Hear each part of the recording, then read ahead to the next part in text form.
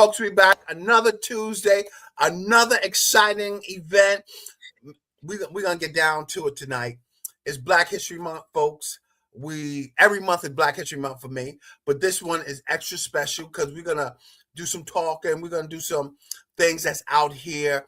I got the Vonda Smack on here. I mean, activist. You know, she gonna let us know what's happening out here in the community, what's going on, because folks, the truth of the matter is right now is a time for us to get educated, us to see what's happening, us to make a stance on where we're at. And guess what? We can do it humbly, but we're not going to let folks walk over us. We're not going to let folks take advantage of what our beliefs are and everything. And guess what? We're gonna do it in peace. We doing it in peace. We're stating what it is. We want to hear both sides of the party. For Republican, Democrat, human beings, black, white, whoever you are, what we want to do is just make this known that we're going to celebrate some victories here this month. And the victory is going to be some things that we have going on out here in our community. We done seen a lot of stuff happen in Minnesota and these other states with killings and all this stuff going on. But we want to really get down to the nitty gritty of where we're at and some of our local issues. I know that's Minnesota. I'm not downplaying them, but we have some issues right here in Delaware that we're fighting for, that we're talking about, that we want to make people acknowledge and stuff. And I'm gonna bring on Ms. Vonda Smack. I can talk the rest of the night, but I'm gonna let her introduce herself and tell us a little bit what you do out here in this community. All right. Well, my name is Vonda Smack. I'm, as you see by the title, I'm a Black organizer and an activist. Been doing it for many, many years. A lot of people think I'm younger than what I look, but I can honestly say I've been doing this over 30 years, being an activist. The organizer part came maybe in the last 10 years. Didn't realize I was organizing. From the state of Delaware. It's where I reside, Kent County.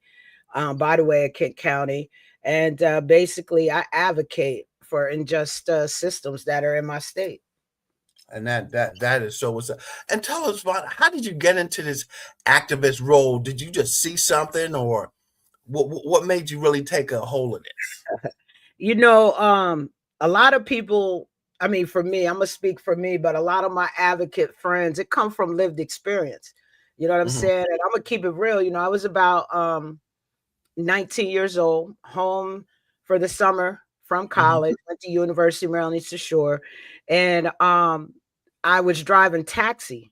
That was my job whenever I came home on break or whatever. I drove taxi for the local taxi company, and I was riding down the road, and I had my passenger in the car, an older lady who she liked my service, who I would pick up from the hospital. The cops got behind me, a bunch of them. I didn't know what was going on. So, you know, I'm trying to pull over so they could go by. I know I'm driving the speed limit, and come to find out they were coming after my cab. They had their guns drawn, asked me to get out the car, hands up. It was a traumatic experience. Get on your knees, come up, feel the gun in the back of your head, you know. And then when I say, what is all this for? Oh, we got a description of your cab. Just robbing a bank. I said, do you know how many cabs look like this? I said, I just came from the hospital picking up my client. You know what I'm saying? And they have a client get out in the same fashion. And just to see an elderly woman get out, and it really damaged, could have been, a potential friendship for me, an elder that I could share with. That woman never spoke to me again. But I took that situation, and because of who I am, I come from parents who were civil rights activists. They were just like, "Oh, we're sorry." No, they didn't say they were sorry. They was like, "Get back in your car." So I go up to the police station to get an apology. I get the apology from the chief, but I wanted the apology actually from the officer who pulled me out the car and put that gun behind my neck. You know what I'm saying? That's what I wanted. I never got it, and that's when I began communicating with my community. Like, we can't let these laws that they create without our voice being at the table. You know what I mean? We can't let them treat us any kind of way we're somebody, but everybody was just so scared to speak up. And some of my little rallies probably was only like 10 people. I'm trying to get more people, so it took a little bit, but I finally got there because I don't give up. Oh man, that's amazing here. And you started off with that, and you've been in the grassroots. You done seen what happens, and just went through there. And tell us how these rallies work out. So other folks can probably join in and find out about it. Yeah, I'm the type that I used to be all, when I was radical. In my young age, I was radical. I'd be at every rally protest. I may even be the one throwing a bottle or something. But after you get educated, I mean, a rally is only needed when you've got a lot of people you want to send a message. You know what I'm saying? And they're only appropriate at certain times. You know what I'm saying? Mm-hmm. I don't like being at rallies that aren't peaceful anymore. That's just not Mm-hmm. my thing. I'd Mm-hmm. rather come in peace, say what we got to say, let them hear the message. It's not about trying to tear up anything. I mean, I feel like we can resolve it. If we can't, then hey, that's the next level. You feel what I'm saying? Um, Marching back and forth, getting your word. Um, 2026, I haven't been to any. Last year, I probably went to about 5 or 6, some in Delaware, some not. I have advocate friends and activist friends all over the United States, but a lot of it has been around justice reform, and maybe our officer using a little bit too much force, and we need to show up and stand in solidarity with those that live in that city or town. Wow. And somebody asked a question. Can you explain what Peace Week is in Delaware, how it started, and why did it start? Okay, so Peace Week in Delaware, it is something that started, I want to say probably about, and don't give me with the date, chemo Yeah. fall, but maybe about Yeah. 12 or 13 years ago. So people came together and they wanted to bring about peace in the state of Delaware. There was a time where it just seemed like people were not happy. There were different things that were happening in our world. And so they came together with Peace Week Delaware, and it usually happens in October. It used to be just a week. From what I have been informed from our last board meeting, it's going to be going to 2 weeks. And Oh, wow. so these people came together and involved faith leaders. It has grown to the point where it was just different activities during the week that promote peace. Now you can, put in a request to have a peace pole planted at your place of business, your place of worship, wherever that Oh, is. wow. And I've been on a board. This is going on to my, I believe I'm going to walk into my 3rd year. Yeah. Oh, wow. Wow. So, Yeah. and that's in all the counties is Peace Week All, or all just, throughout the whole state of Delaware, every county. wow, that's good to know. And folks, you heard this in October, for it. And that sounds like a good avenue to have where we can voice concerns and issues that we have out here in the community to get it. So somebody also asked a question. Smart Justice Campaign. What is that? Okay, I want to say something about Peace Week before I get to Smart Justice. I Yeah. would love to see more people, a lot of more of our BIPOC organizations and community get involved with Peace Week Delaware, so we can show that diversity. So, Okay. stay tuned for that. Smart Justice. I'm gonna tell you that is with the ACLU of Delaware. That is my full-time job. Before I became a full-time employee, I was a volunteer, and that is where I had a passion for police reform. And Mm, Hanif Salam, who is one of my mentors, introduced me to the program, and that's where I started learning how to become an organizer, how to advocate for police reform, and that's when I started learning about how a bill becomes law, how to go in the legislative hall and have actual meetings with people and build relationships. So it is a program that is for people of lived experience, and that doesn't mean direct lived experience. You could be a mother whose son has been locked up. You could join that program, become a volunteer, and help advocate for change and help with policy. And yeah, I was in the very first class they had. So the Smart Justice coalition is around for coalition partners to join, and that's where we come together. We start off with a draft bill. People talk speak. Everybody gives feedback on what they want to see in the bill, what needs to come out, what needs to stay in, and they become a part of the stakeholders. Oh wow! And can anybody pass something that they see that they would like to change, or how does that work? I'm gonna tell you, I'm gonna be honest. Like if you got something, and I tell this to a lot of people that I educate, a lot of people I mentor, whatever your issue campaign is. I mean, say you don't want to see I don't know, you don't want to see stop signs on your road. If you feel as though that's important to you and you rather have something different there to tell people to slow down, that's an issue campaign. That's something that you're going to put your time behind, put your energy behind. I mean, I've always been justice reform because I'm directly impacted. That is, I don't like what was done to me. I don't like what I've seen happen to other people in my community, how the police treat Black people to be exact. And I've seen it too much. And even here in the state of Delaware, there you got to build community with us. You just can't come put your hands on us when you wouldn't do that with your own folk. You know what I mean? Mm-hmm. And that's so good that we gotta be treated equal. We human first of all, and come in our community and just feel what we're going through, understand what's happening, so we can have that relationship with them, Yeah. and everything. Don't always come in there thinking that you're gonna send another one of us to a prison or something, so we can be contained like that. And that leads me to the next question, where somebody said, "How can we, on your opinion, how can we reduce that prison population? Be reduced? I mean, is there anything out here, any bills out here that we can try to work on to help that?" Well, last year, ACLU of Delaware and I was the campaign manager on that. We started with probation reform. Let's keep it real. Most Mm-hmm. people in our prisons are people of color. You know what I mean? People from Mm-hmm. marginalized communities.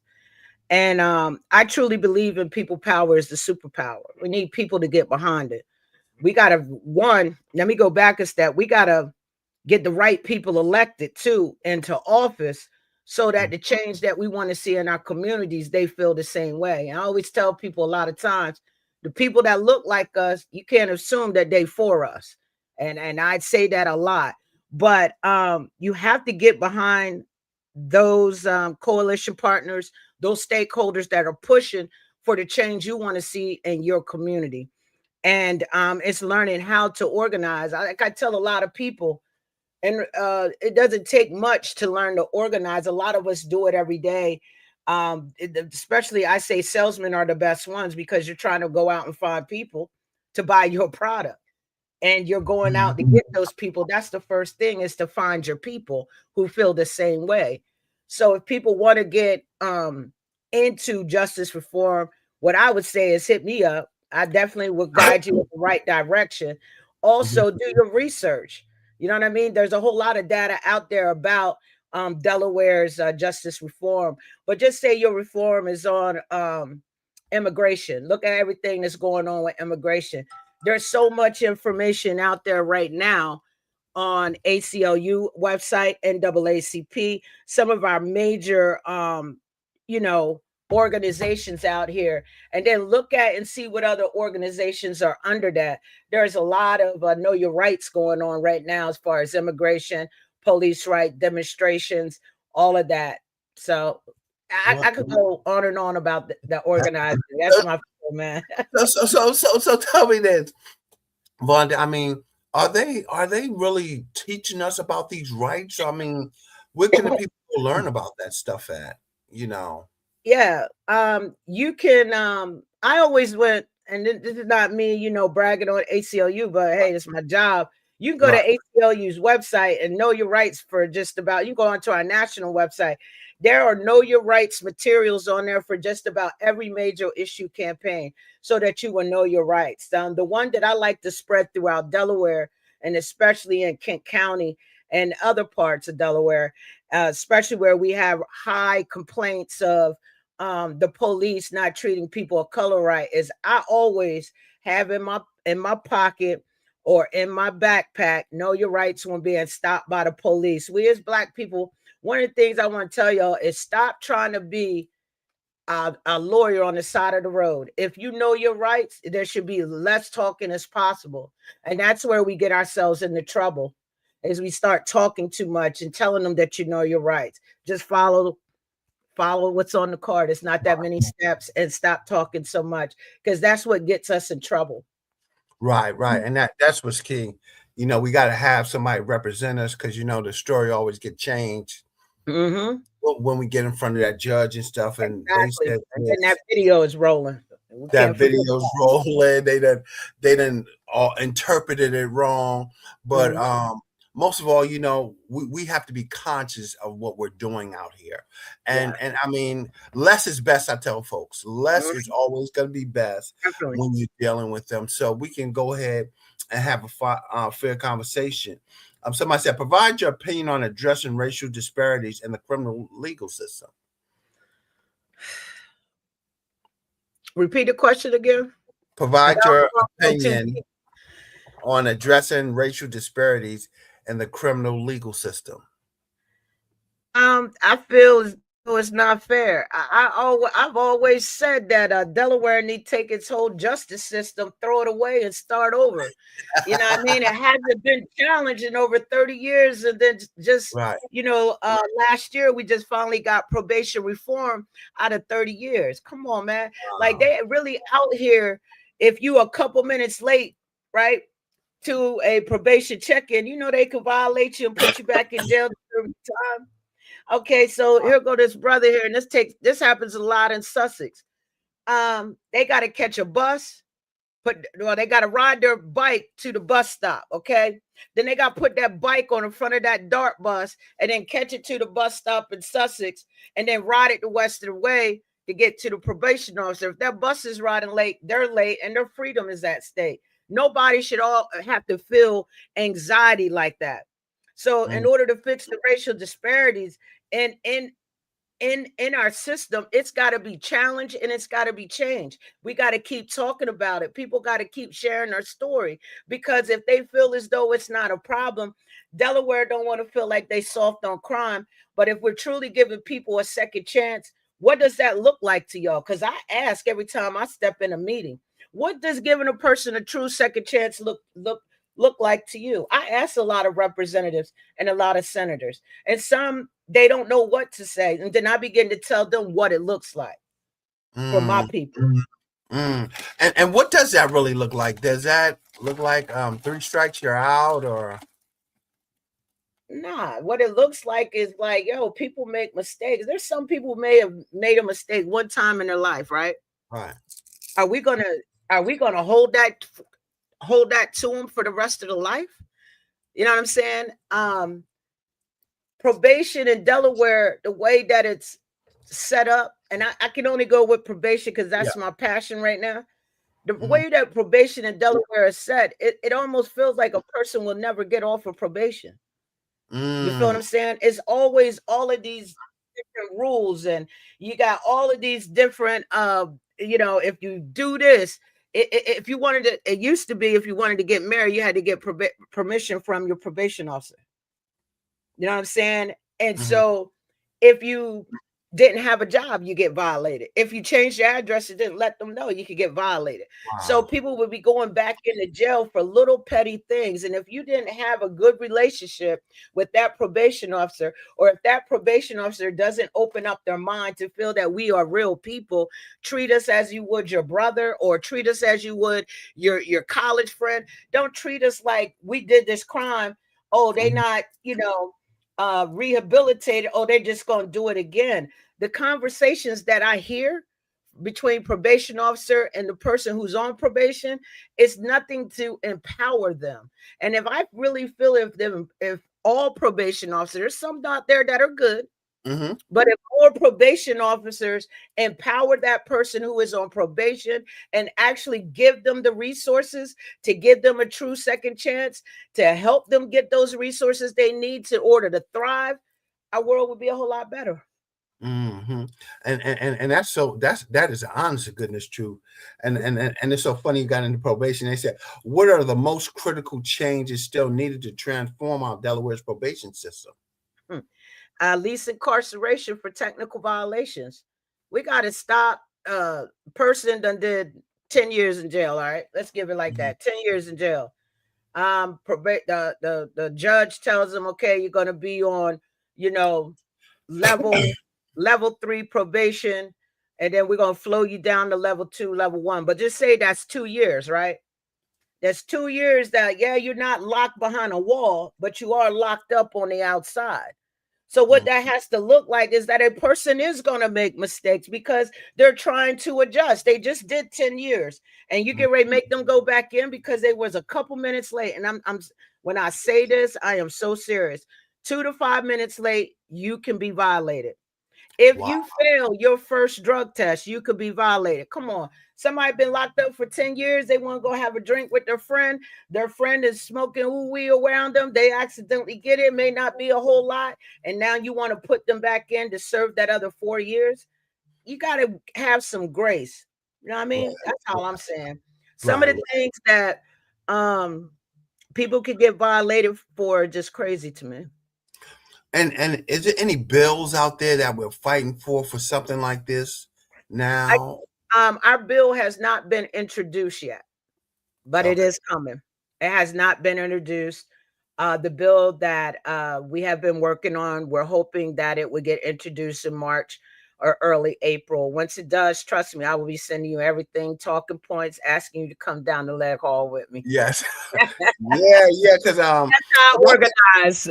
yeah, and that's what we need to know when we have those type of situations. I mean, let's talk to these politicians that we put in place to Yeah, discuss the issues and let them know that these are true issues that we want to make known to you, and it's legitimate. You yeah. And you said know something that's you gotta strategize because for me, like when you want something to get across the finish line, you got to know who's on the bill and who's not. If you're mm-hmm, not on the bill, I'm gonna be, organizing right in your district, and I'm the wrong person you want organizing in your district because first I'm going to start off by giving you grading you and seeing mm-hmm, how you stand on other things. And I may use those as talking points, especially if you're not on the same aisle as me. You know what I mean? If you don't care about voting rights, you know what I mean? If you don't care mm-hmm, about immigration, I'll use all that and canvas through your whole district. And this is an election year. I'm being honest. This is an election year too. So I'm not, a lot of people don't like the way that I talk, but I'm hyped about what I do. I mm-hmm. have a passion for it, and I have many different tactics that I use. Some don't like it, but I don't think there's anything wrong with canvassing. And I look at that as a part of community education, educating the communities out here on what's really going on in Delaware. Hmm.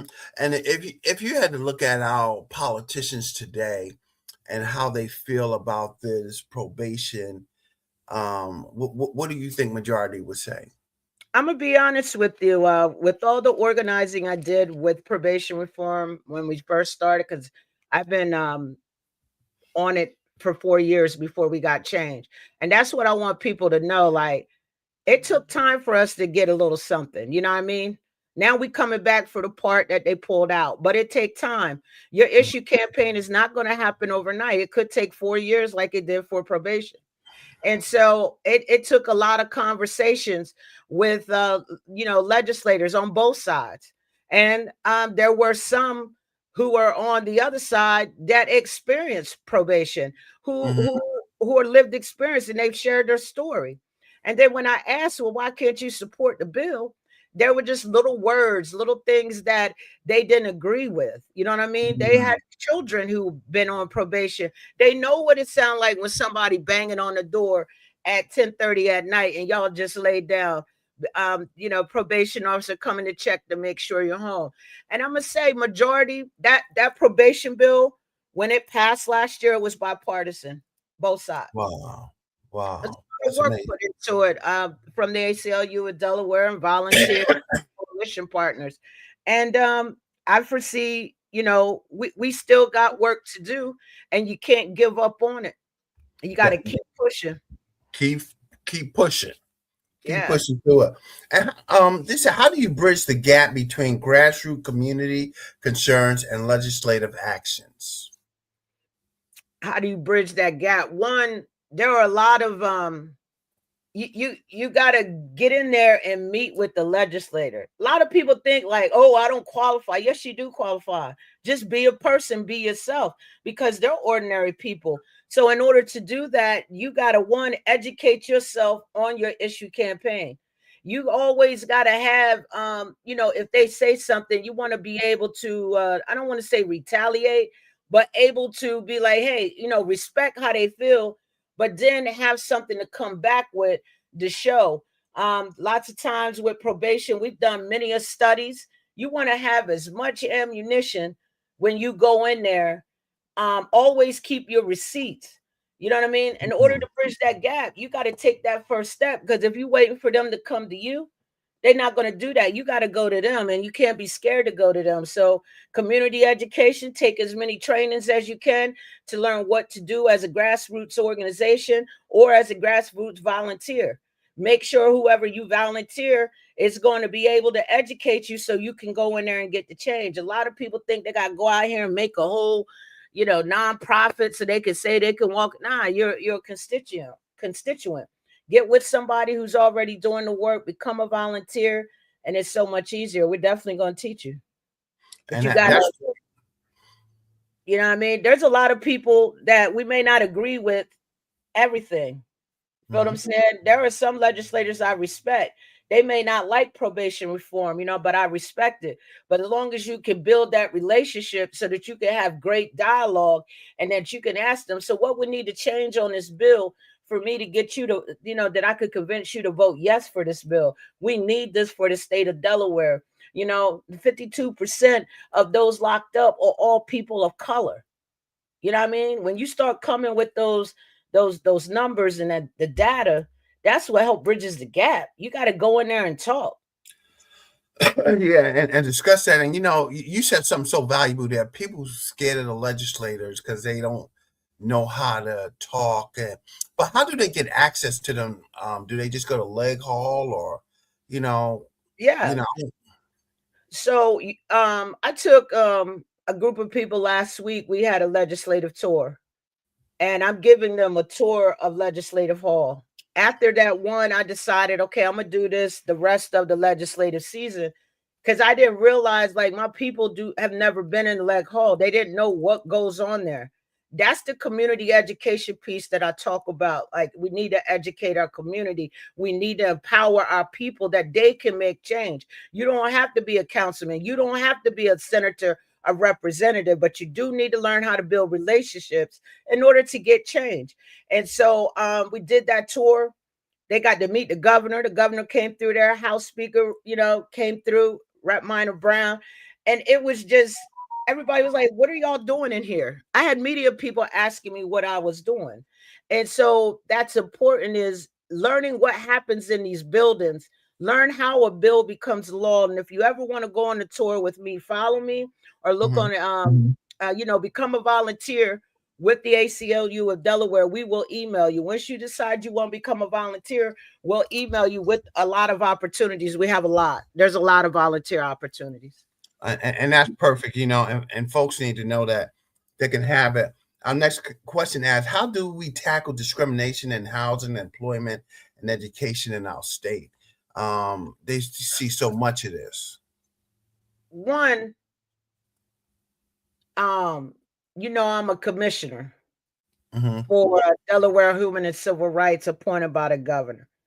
One thing is, I appreciate, people calling me, letting me know different things that have happened. I'm not a lawyer, but I always give people the link to do the intake. And what happens is a lot of people become scared to fill it out instead of asking for help. Most of these places, they will help you fill it out if you don't know how to. You feel what I'm saying? But we cannot go like to deaf ears and not do anything. Just say it happened to us and not say nothing. We can't get change because according to some of these systems, they feel like it never happened. You know what I mean? One of the biggest things that's out here, and I learned this through one of my I went to a program with one of my sisters from the NAACP, and I did not realize that this was going on. Black people trying to buy a house get, when you're trying to buy a house, get discriminated against a lot. You know what I mean? You may pay, am I true? I mean, help me out, brother. The Yep. black people have to pay a little bit more or get a higher interest rate than the Yep. Caucasian family over here. I would love to see that change. Other things, they're moving people up on lists when you got some elders, trying to get into like the assisted living homes because somebody and somebody that we're moving people up and leaving our people down at the bottom. You feel what I'm saying? Yep. Yep. Because people that look like us are not into those positions or have the opportunity to move somebody up. You feel what I'm saying? We don't got that lookout like they got. And that's what's important, that we go ahead and we fight for those things, and we still talk about those things, and while we feel like that is Got to happening to expose it. us. Got to Yes. expose it because and people don't understand when I say I'm still not free. My people are still not free because we still held down by systems that oppress us. Like, come Hmm. on, even when we're going for jobs, my brother may be the one that's qualified for the job, but because Timmy's mom, but Timmy he got bad grades, and my brother Don over here, he was valedictorian, but Timmy's dad, because y'all grew up together, he get the job. Come on, we got to stop that. That's going on right now in state of Delaware positions. Yeah, and that's crazy. That happens and stuff, and it's got to be a fair, it's got to be a clear playing field out here. And we know relationships matter, but let's look on ethics of work and hard work and standards of what we doing out here Right. to get to that standard. We can't just say, oh man, his daddy was a good man, so we're gonna bring the son on in. No, no, put them both at the table and let's see who can do the job the best way Right. to be productive in society. And that's what's so important. And it said, how do you ensure that marginalizing voices in Delaware are not just heard, but are actually leading the conversation on political change? You know, I and it's bring almost like this, Vonda. Somebody tell Vonda, we having this issue here. You hear me, but then that's the end of the story. Nah, see, for me, if it resonates with anything that I got, I'm one empowering that person to tell their story. You know what I'm Mm, saying? I most of what I do is from lived experience. We're gonna share that story and we're gonna share it with everybody. So this year I decided to record people's stories. You know what I'm oh saying? Get wow. their it's coming. For them to record their stories about life on probation. You know what I'm saying?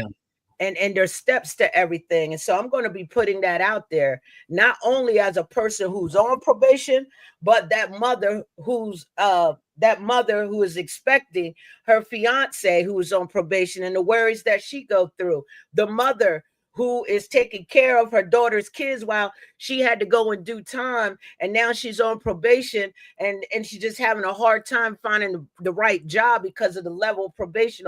I'm bringing those kind of stories to there because people always focus on the person that is on probation. But let's talk about the family, especially when you run up in their house, you make the whole family feel like they on probation. You know what I'm yeah, saying? When it's just that one person. person. Nobody should have to live like that. Yeah, And if you look and that's at it, hard. when you look at a lot of the bad stories, you know where they come from? People of color. Color. That's it. And that's a shock for our young folks too. That where it's traumatizing them, Yeah. and they're not able to really adapt in society, Mm. because they seen that. So the question is, somebody's after me. you know, I go in there, and the teacher hit the desk and start screaming. That flashes back Mm-hmm. to where something done happened in the home that they don't want to express because it can be embarrassing. Right. But we need to make sure that those conversations are heard. And how does your upbringing and values influence your approach to fighting for racial equality today? Just knowing from your background coming up, how does that make you who Well, you are today? I grew up in Laurel, Delaware. Mm, Like I said, my dad's civil rights activist, my mom, mm, mean, I've been at meetings and everything, I've been at marches with my parents. I've been at voter right, learning about voter registration drives and all of that when we were little. So when you got parents, both my parents started up. My dad is a retired educator. My mother started off in educating, then she went to nursing, and then my grandparents were educators. And just hearing the stories of what they went through, and me growing up in Laurel, Delaware, and anybody that know the history of Laurel, Delaware will understand where I'm coming from. Where Mhm. everybody else had running water, we didn't have it. You know what I mean? We didn't have it yet. We had Mhm. to pump out of a well. I remember all that, and I remember what my family went through and the people in the community to bring about change for that. You feel what I'm saying? So I got Mhm. to see grassroots, and when I know that as long as we, stay focused and keep pushing, and then you look at the history before us, I look at all of that. Mm. One of my favorite people is Ella J. Baker. Mhm. I love everything about her. And that's why I took her black organizer. I went to her black organizer school, and that's how I learned to really truly become an organizer. And one of the first things she always says is find your people. Mm. And you just keep finding, it's like a snowflake effect. You just keep finding your people, keep bringing that movement. Everybody got a job. You may not like speaking to a legislator, but hey, I need you to pull this data for me real quick. Oh, you don't want to set up the meeting? No problem. Can you drive and pick up the elders and bring them to the meeting? Everybody has a job. Right, right, right, right. And that's the way to do it, you know. And going through that, I mean, that must have been experience seeing the real civil rights um happening, and you standing there and watching it kind of gave you a knowledge of what's really going on out here, you know, Yeah, and how to deal with it. Because some of us, we got to be honest, some of us never had that experience and they want to deal with it, but our only way is to shout out and not handle it in a way that you probably know to be, you know, a peaceful way and a right way of doing it. yeah. I want to share this. Mhm. Um, there are a lot of people who don't like my tactics, and there's not these tactics were done way before me. How you don't like canvassing? You know what I'm Mm, saying? I don't understand that. A lot of what I do is what they did back in the day. right. Um, my tactics, I just become creative with it and bring it up to the new age. And that's why I always say the revolution will not be televised. It's not too much where you'll hear me speaking. And I must got some love for you because I'm on here talking about it, openly, but I don't get interviewed by the media. I turn it all down.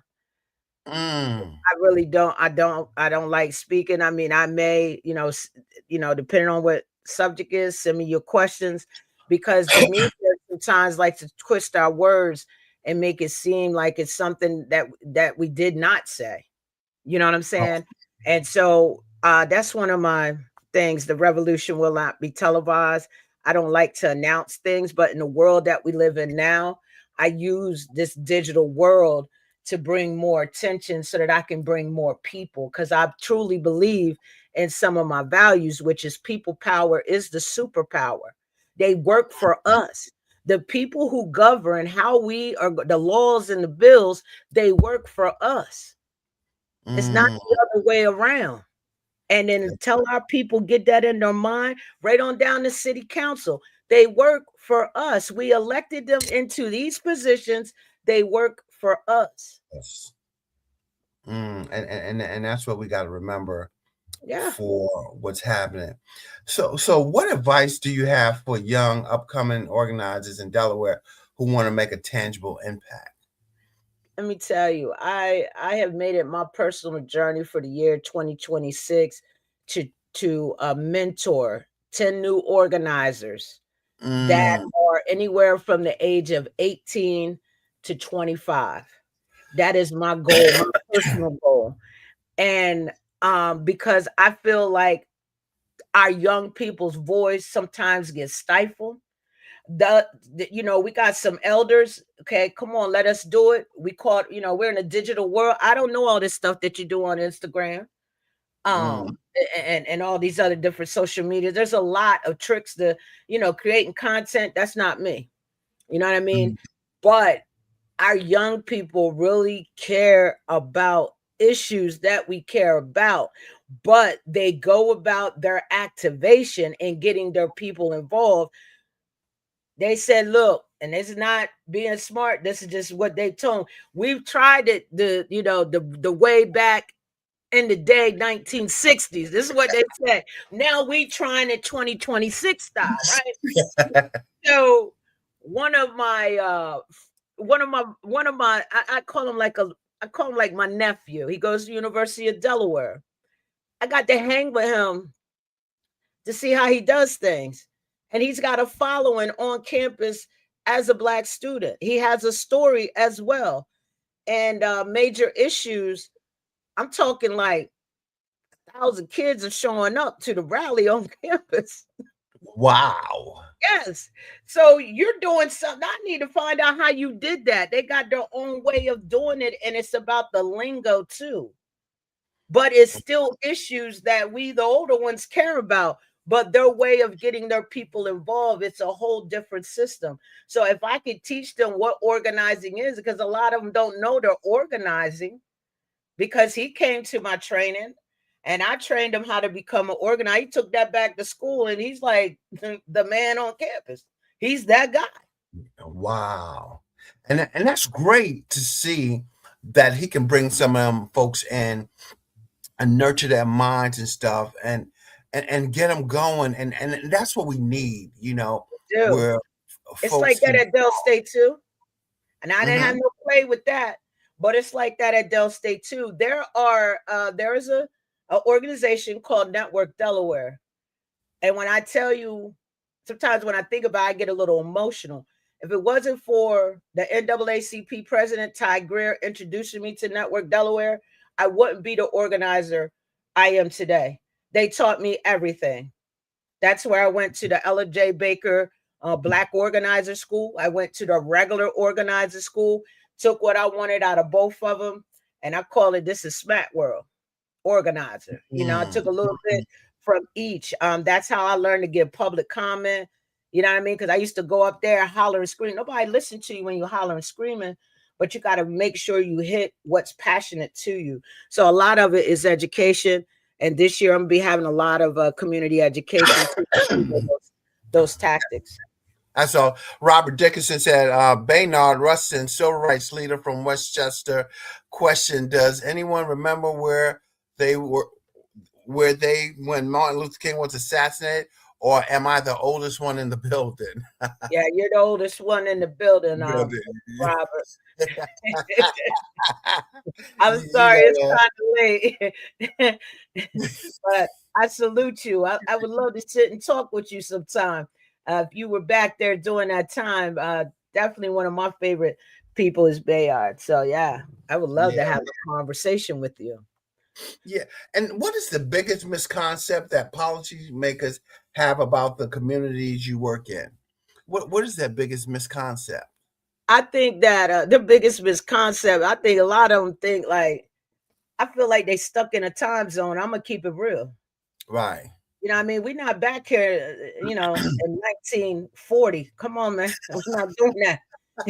We're not like that. You know what I'm saying? Like somebody would really, challenge you. And we're all people. Talk to us with respect. A lot of advocates, the way you talk to me, you treat me with respect, I'm gonna give you respect. You feel me? But if you come Hmm. at me crazy, I mean, you might get that crazy, but I may just walk away. I'm at an age now that I ain't carrying no stress with me. You know what I mean? I'm probably just walk away, and then it's better for me to let everybody or show everybody how you treated me. You feel what I'm saying?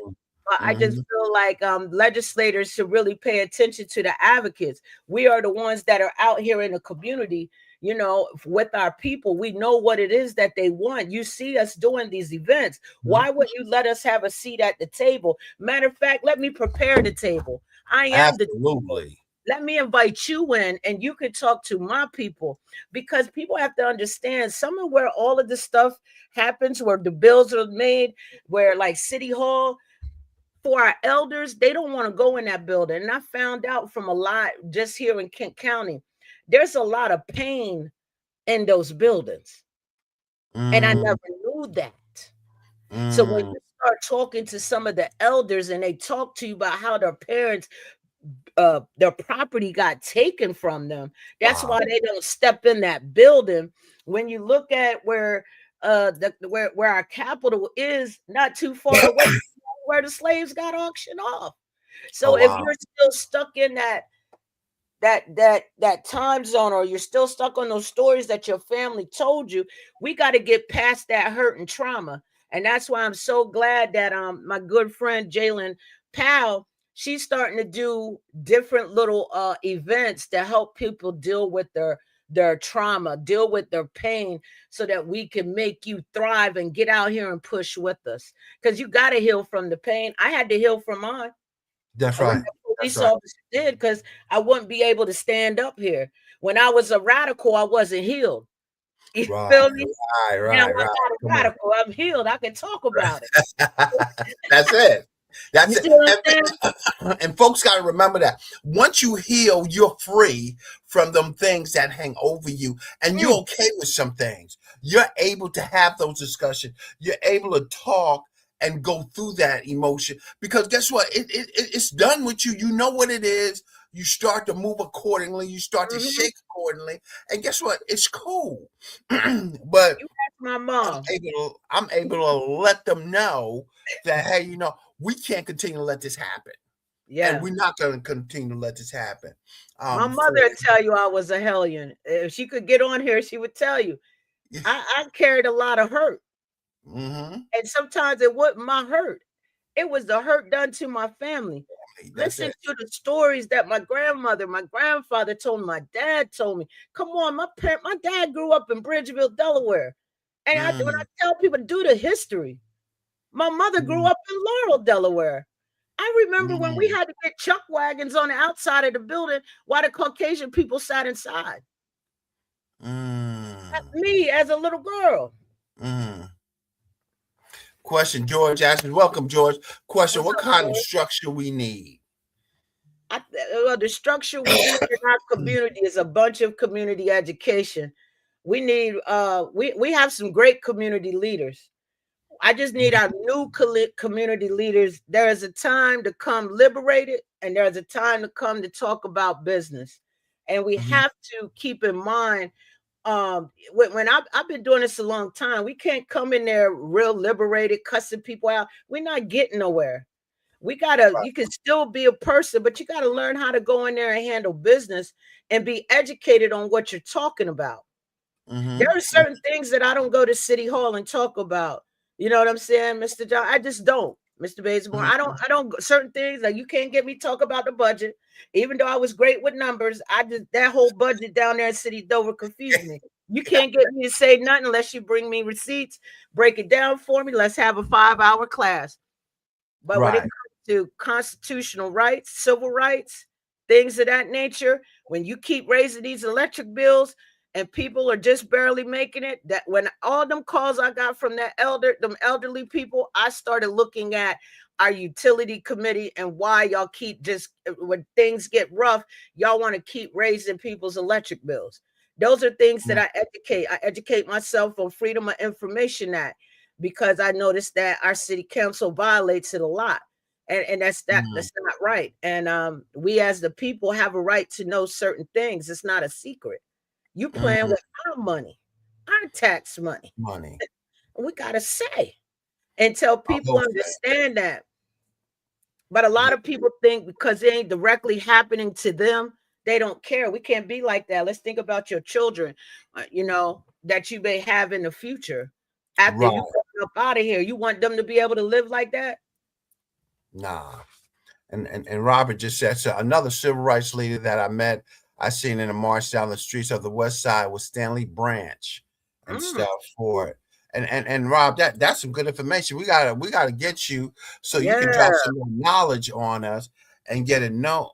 and get a notice to us. So, this is Black History Month. We got to start spreading this to our young folk so they start understanding why we out here fighting. We just not making noise to make noise.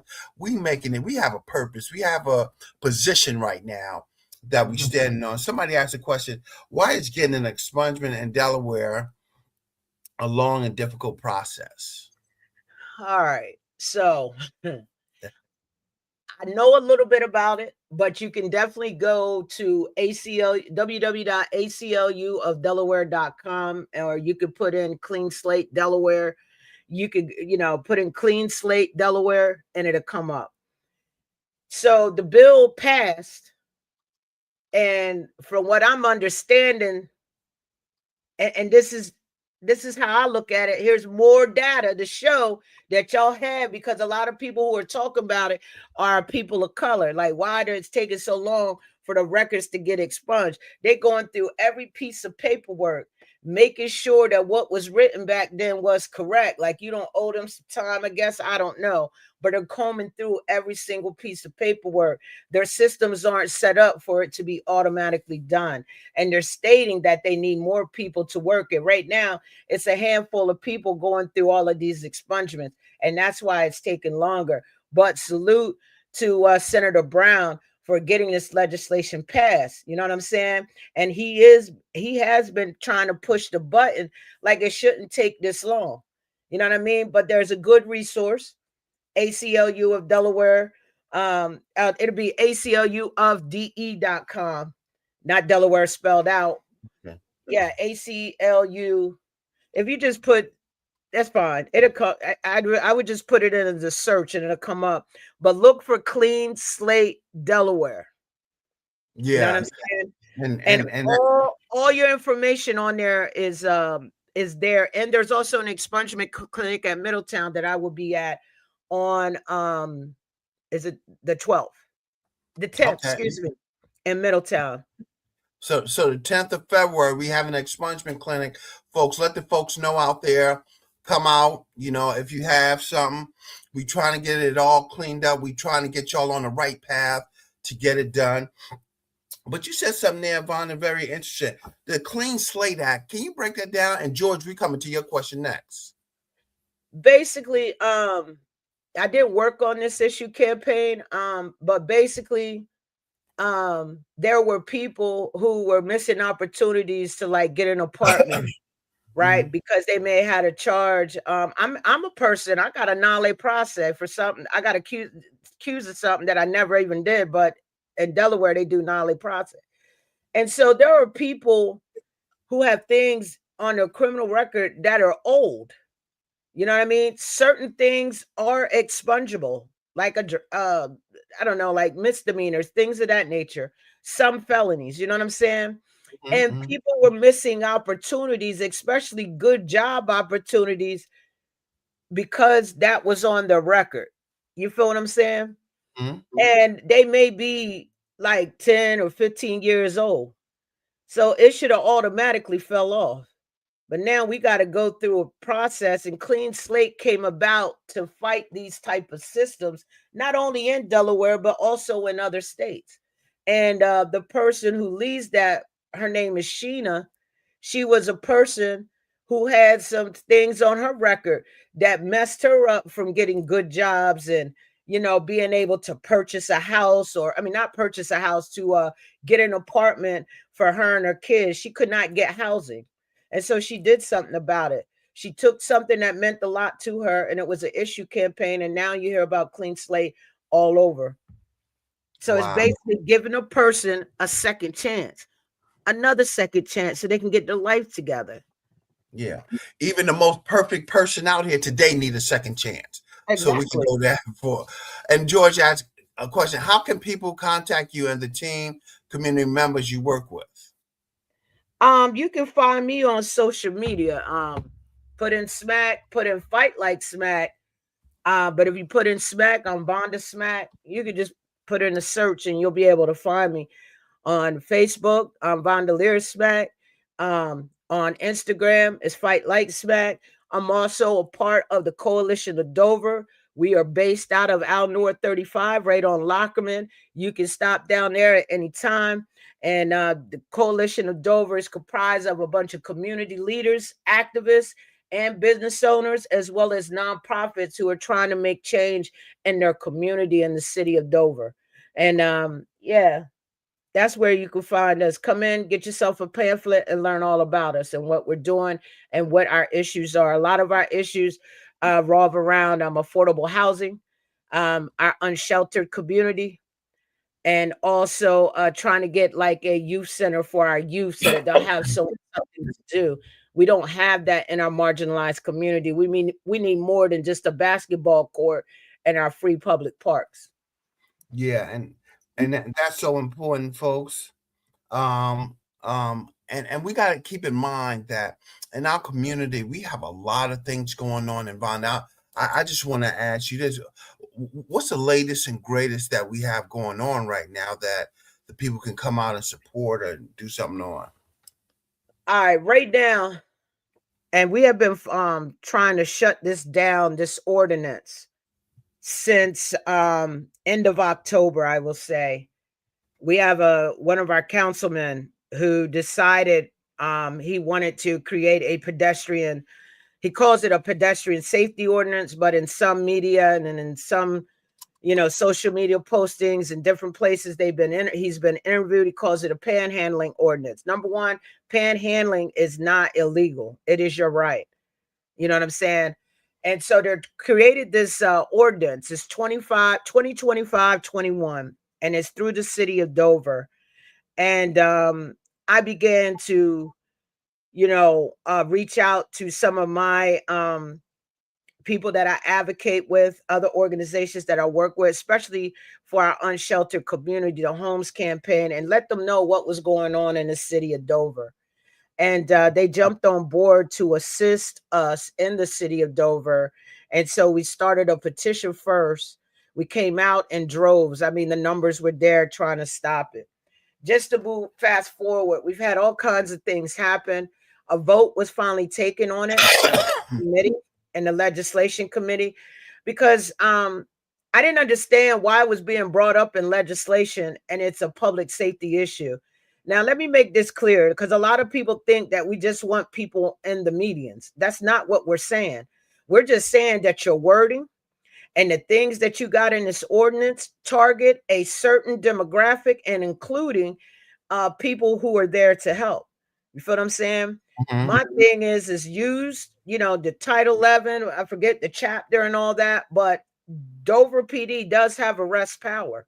If you see someone standing in a meeting and they're bent over, swaying in the traffic, or even if they're drunk, getting ready to cross the highway on the meeting, and you do have arrest power, that's called public intoxication.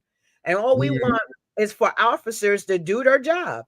You know what I'm saying? But there are some people on the median who are trying to get that $60 or $77 to pay for the room because they're having a rough time. They need some resources. Let's face it, and Mr. Bazemore, there's not enough affordable housing in the state of Delaware.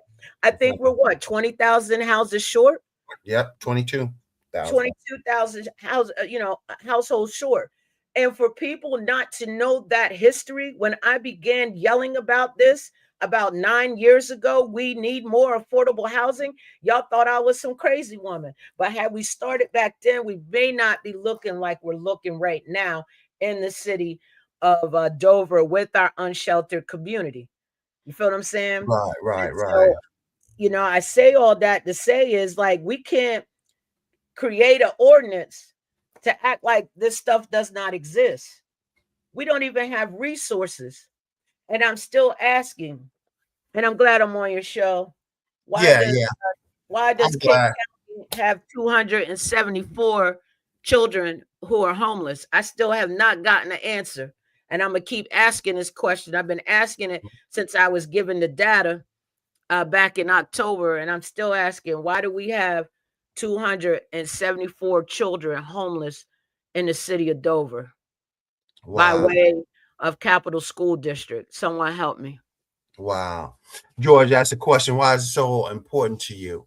Why is this so your passion for making sure that we have these affordable housings and stuff like that?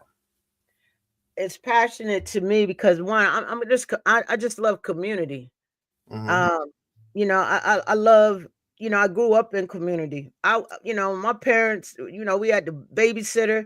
We do something wrong, the babysitter give us a whooping. Then you got a whooping by your parents. The community raised me, and so it's passionate about me because I believe that all people should be treated fairly. My thing is like, I've seen the price gouging that landlords do. And you Hmm. have done one renovation and still got the same carpet in there for 7 years, but you want to go from you were charging them $900 a month. Now you're going straight to 15. What did you do with the money before? I understand that materials and things go up, but I feel like there should be, when you go to raise it, there should be a certain percentage. You just can't take somebody from paying 900 a month for a one bedroom apartment to 1500. I mean, it's not like they increased the wage on what people are getting paid. I'm about fairness, and that's where my passion comes from. The calls that I get, people talking about I'm about to get. I just got a note. They're trying to evict me. I don't know what to do. I got 3 kids. My father, the father of my kids, is locked up. How am I supposed to get this extra $600 a month to pay for rent? You know what I'm saying? And it's not Hmm. like these systems move quickly, these resources move quickly. Right, right, It right. take time. It takes a lot of time to get it, folks. And man, this is one of Deborah. Welcome here, Vonda. Man, we had a great show tonight. We had Yeah. so much information, folks, and I'm telling you, it's a real fight. We don't mean physical. It's a fight out here for people to understand, for people to go out here and see this stuff. We talking about 274 homeless kids right now. Why is that? Why can't we have some shelter for our young people so they won't be traumatized? Somebody out there knows that it's a way to help. It's something that we can do. Let us find some resources for anybody that has it. You sitting on something that might be affordable. Guess what? They'll appreciate it in the long run. Mhm, I've said it's cold outside. It's 16 degrees some days. Last week it was the coldest we've seen it in a long time with that mhm, snow and stuff. And I read today 50 people had heart attacks from shoveling snow, and mhm. that's somebody's parents. That Yeah. that's somebody's people that's going around here. So, folks, let's take a valued interest in what's happening out here in our community. Let's show up. Let's make a resilient present to ask our legislator, our councilman, some of these things that's happening, and come out and have the fight. We fighting a good fight. We Right. walking a long walk. And Bonnie, if you got some closing words before we leave. Yeah. I'm not, I just got something real quick to say. Hmm. If you're not helping the situation in your community, look around your community. I'm pretty sure you can find something that you don't like. Right. You know what I mean? Even if you just run into the grocery store and see that person on the median, you know what I mean? Hmm. Don't Hmm. assume that they all on drugs. You know what I Right. mean? But instead of complaining about the things, and I don't care if you on the other side, man, organize and come together. You know what I mean? Hmm. There is a way that we can all work on this together. But creating and wanting to charge people is Mm. not the way. You want to charge, you're gonna give me a ticket if you see me give somebody $1 that may have helped them get a bottle of water or help pay for the room that night. Is crazy to me. And we got all kinds of people out here who do that, but you're gonna fine us $15, and then up to the third time you could get a $50 fine. I just think it's another way, and I just feel as though you don't have empathy. Now I do want to say this: we need more people to show up, and sometimes you don't have to say anything. Just your presence in the building is what Hmm. a lot of us need. Because I'm telling you, for me, and big shout out to Trisha Hersey with her NAP ministry. My body's getting tired, but we need more people, especially our young people, to stand up and give public comment on the issues that are affecting our community. Now, if you don't have nothing to say, come stand with us in solidarity. If That's you it. like what we're doing, make a donation. Make a donation. Come down there. They can use the funds to help the folks that's out there. If we want to make a difference, I tell people this all the time, you got to pay to play. For it, and we got to make it happen over and over again, and appreciate it, folks. Another great show, another Tuesday. Thank you, Ms. Vonda Smack, for coming through, dropping that knowledge on us. But folks, it ain't over, because we got Brother Omar next week. We're coming back, and he's gonna let you know where we're gonna drop that donation at, so we can have that great show. Thanks, Nicole. It is a great show. Where to drop that donation at, so we can be more understanding of where this is happening. Thank y'all again. Y'all, see you next week, and have a good night. Thanks. Thank you.